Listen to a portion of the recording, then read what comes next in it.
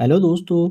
आज का दिन भारत के इतिहास का वो दिन है जिसे शायद ही कोई भारतीय कभी भूल सकता है। आज 15 अगस्त है, वो दिन जब भारत ने वर्षों की गुलामी के बाद आजादी की सुबह देखी थी। लेकिन दोस्तों, क्या आपने कभी सोचा है कि इस आजादी की कीमत क्या थी? किसी ने अपना घर छोड़ा, किसी ने अपना परिवार छोड़ा, किसी ने जेल की यातनाएं सही, किसी ने लाठियां खाई और किसी ने हंसते हंसते अपने प्राण देश के नाम कर दिए। इसलिए 15 अगस्त सिर्फ तिरंगा फहराने और राष्ट्रगान गाने का दिन नहीं है। 15 अगस्त उन लाखों ज्ञात अज्ञात स्वतंत्रता सेनानियों को याद करने का दिन है जिनकी कुर्बानियों से आज हम आजाद भारत में सांस ले रहे हैं। और सबसे खास बात, भारत की आजादी किसी एक धर्म, जाति या समुदाय की कुर्बानी से नहीं मिली। इस संघर्ष में हिंदू थे, मुसलमान थे, सिख थे, ईसाई थे, महिलाएं थीं, युवा थे, किसान और मजदूर थे और देश का आम आदमी भी था। यही भारत की असली ताकत है। दोस्तों,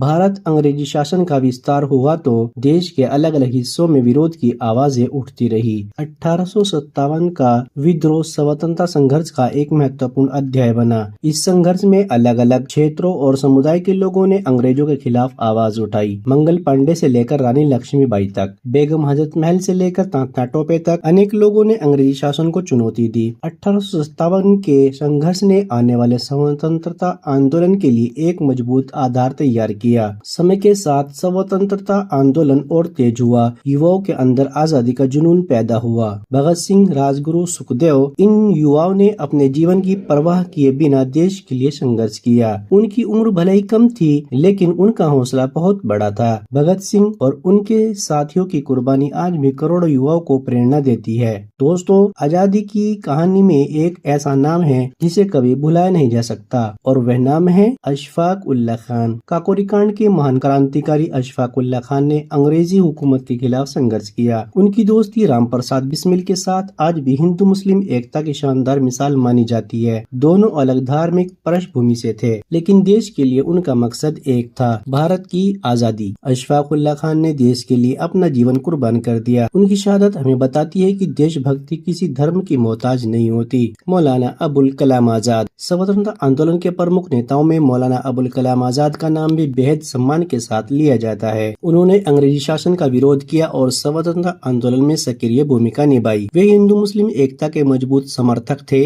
आजादी के बाद वे स्वतंत्र भारत के पहले शिक्षा मंत्री बने। उन्होंने शिक्षा को देश के विकास की बुनियाद माना। उनका जीवन हमें बताता है कि आजादी सिर्फ अंग्रेजों से मुक्ति का नाम नहीं, बल्कि एक शिक्षित, मजबूत और एकजुट भारत बनाने का सपना भी है। बेगम हजरत महल के साहस की मिसाल।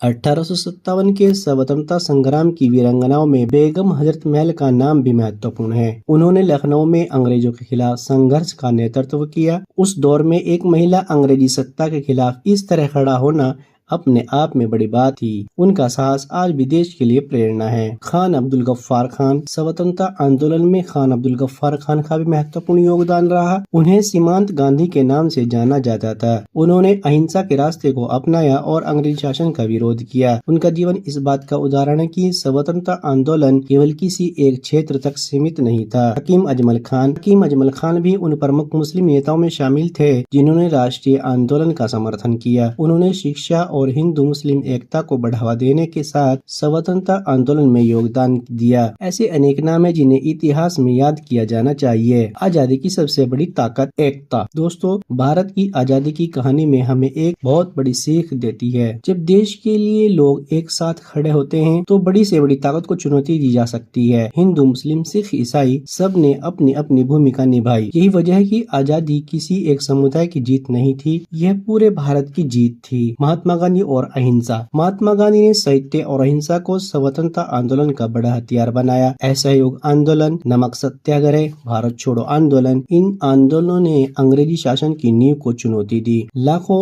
आम भारतीय आंदोलन से जुड़े। किसान, मजदूर, महिलाएं, छात्र, व्यापारी, हर वर्ग के लोगों ने अपना योगदान दिया। नेताजी सुभाष चंद्र बोस। और फिर आते हैं नेताजी सुभाष चंद्र बोस। उनका जोश और उनका राष्ट्र प्रेम आज भी युवाओं को प्रेरित करता है। आजाद हिंद फौज फौज के माध्यम से उन्होंने अंग्रेजी शासन के खिलाफ संघर्ष किया। उनका प्रसिद्ध आह्वान तुम मुझे खून दो मैं तुम्हें आजादी दूंगा आज भी देशवासियों के अंदर जोश भर देता है। 15 अगस्त 1947 आजादी की सुबह और आखिरकार वो ऐतिहासिक दिन आया। 15 अगस्त 1947 भारत स्वतंत्र हुआ। देश ने गुलामी की लंबी रात के बाद आजादी की सुबह देखी। तिरंगा फहराया गया। लाखों लोगों की आंखों में खुशी के आंसू थे। लेकिन इसी समय देश ने विभाजन का दर्द भी देखा। कई परिवार उजड़ गए। लोगों को अपना घर छोड़ना पड़ा। बहुत से लोग अपनों से बिछड़ गए। इसलिए भारत की आजादी की कहानी में खुशी के साथ एक गहरा दर्द भी जुड़ा हुआ है। आजादी के बाद का भारत 1947 के बाद भारत के सामने चुनौतियां कम नहीं थी।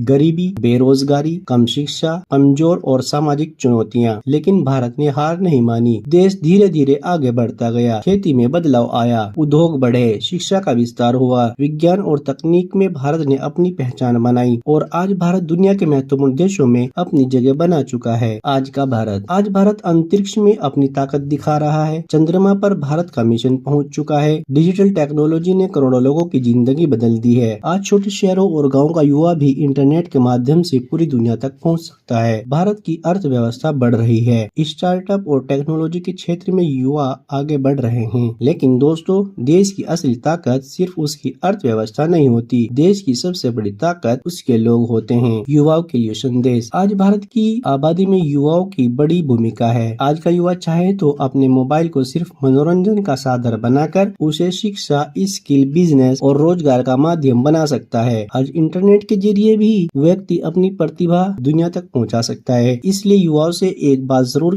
कहना चाहेंगे, अपने समय की कीमत समझिए, अपने लक्ष्य पर ध्यान दीजिए, नई स्किल सीखिए, अपने माता पिता का सम्मान कीजिए और देश के लिए कुछ सकारात्मक करने का प्रयास कीजिए। देश के जवानों को सलाम। और दोस्तों, 15 अगस्त के मौके पर हम अपने देश के जवानों को कैसे भूल सकते हैं। जब हम अपने घरों में चैन से सोते हैं तब हमारे सैनिक कठिन परिस्थितियों में देश की सीमाओं की रक्षा कर रहे होते हैं। उनके परिवार भी उनका इंतजार करते हैं, लेकिन देश की सुरक्षा सबसे पहले होती है। इसलिए आज स्वतंत्रता दिवस के अवसर पर देश के हर सैनिक को दिल से सलाम। सच्ची देशभक्ति सिर्फ 15 अगस्त और 26 जनवरी तक सीमित नहीं होनी चाहिए। देशभक्ति तब है जब हम ईमानदारी से अपना काम करें, जब हम कानून का सम्मान करें, जब हम किसी जरूरतमंद की मदद करें, जब हम महिलाओं का सम्मान करें, जब हम बच्चों की शिक्षा को महत्व दें, जब हम पर्यावरण की रक्षा करें और जब हम झूठी खबरों को बिना जांचे आगे बढ़ाने से बचें। सबसे बड़ी बात, जब हम एक दूसरे का सम्मान करें। भारत में अलग अलग धर्म है, अलग अलग भाषाएं हैं, अलग अलग संस्कृतियां हैं, अलग अलग खान पान है, लेकिन हम सबका देश एक है। इसलिए किसी धार्मिक पहचान को देखकर उससे नफरत करना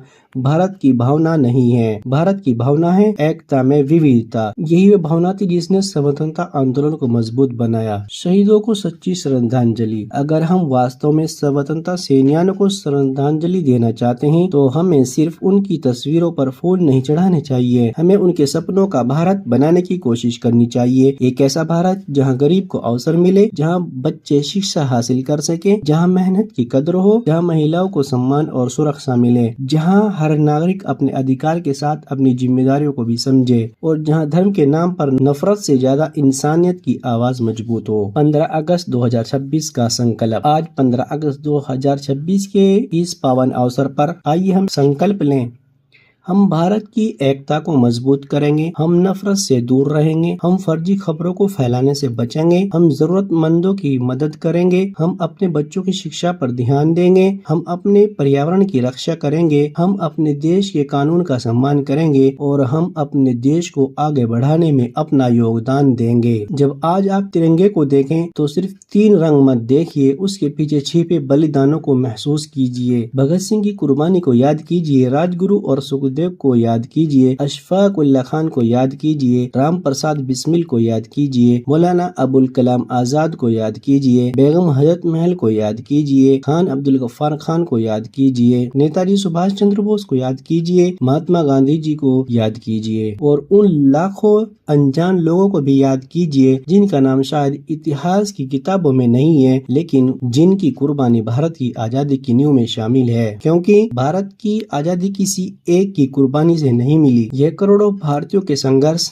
त्याग और बलिदान का परिणाम थी और आज उस आजादी को मजबूत रखना हमारी जिम्मेदारी है। आइए नफरत नहीं भाईचारा बढ़ाएं, बंटवारा नहीं एकता बढ़ाएं, निराशा नहीं उम्मीद फैलाएं और मिलकर एक ऐसा भारत बनाएं जिस पर आने वाली पीढ़ियां गर्व कर सके। आप सभी को स्वतंत्रता दिवस की दिल से बहुत बहुत शुभकामनाएं। अगर आपको ये वीडियो पसंद आया हो तो लाइक करें और अपने दोस्तों और परिवार के साथ शेयर करें और हमारा चैनल सब्सक्राइब करना बिल्कुल न भूलें।